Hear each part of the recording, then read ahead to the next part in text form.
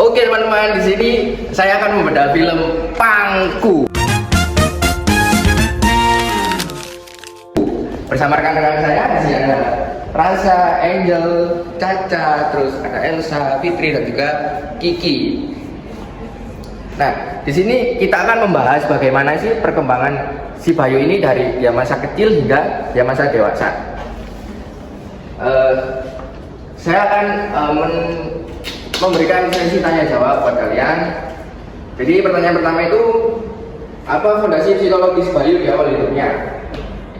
Nah, kalau yang kita survei dari lingkungan ini itu adalah bayi itu terlahir dengan kondisi yang sangat ekstrim, bahkan ASI pun diganti dengan air rendaman beras. Setelah itu, kalau misalnya kita lihat dari psikologisnya, dia itu terbentuk secara matang, secara dini gitu. Nah, benar.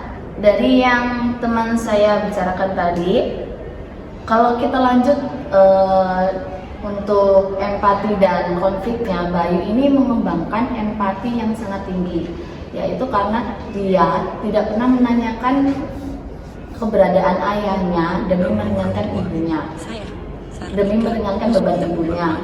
Dan juga di saat yang bersamaan, Bayu ini sebenarnya merasa keberatan dengan realitas karena pekerjaan ibunya. Nah, ini itu termasuk dalam konflik batin awal. Menarik. Terus ada pertanyaan selanjutnya, bagaimana dengan isu kebutuhan dan attachment Bayu? Di usia balita, dia itu lebih nyaman dengan nenek Maya.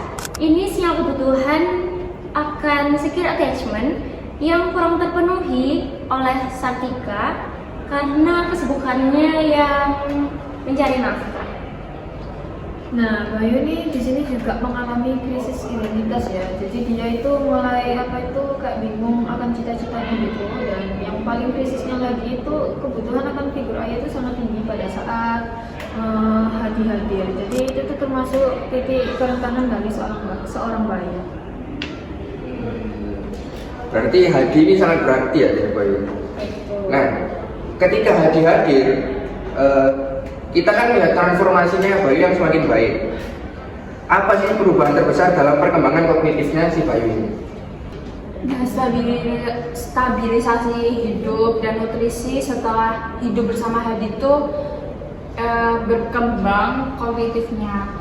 Kayak hobinya membuat layangan itu mulai muncul dan dia juga mulai bersekolah. Nah, jadi perkembangan emosinya itu, perkembangan puncak emosinya itu terjadi saat si Bayu itu berjual layangan, dimana hasilnya itu dibuat memenuhi kebutuhan ibunya itu. Seperti itulah kira-kira. Iya. Luar biasa berarti ya dengan kehadiran si Hadi ini. Nah, jadi kesimpulannya itu Bayu berhasil mencapai apa? Nah, kalau dari kita ambil kesimpulan itu adalah yang kita bisa lihat itu adalah dari aktualisasi dirinya, yang dimana Bayu itu membuktikan dengan daya juang dia dan empati dia itu bisa sukses gitu loh, dengan cara dia mandiri, berbisnis, dia itu bisa menciptakan yang namanya lingkungan stabilisasi pada masa depan dia.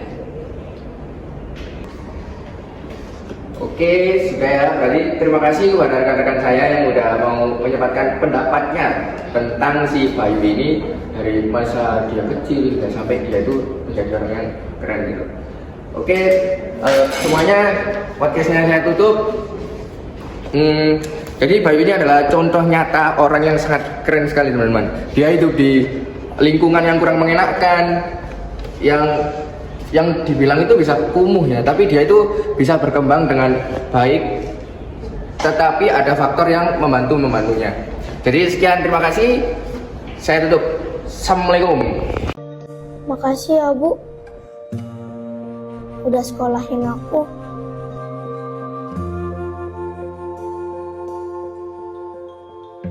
Beliin aku layangan,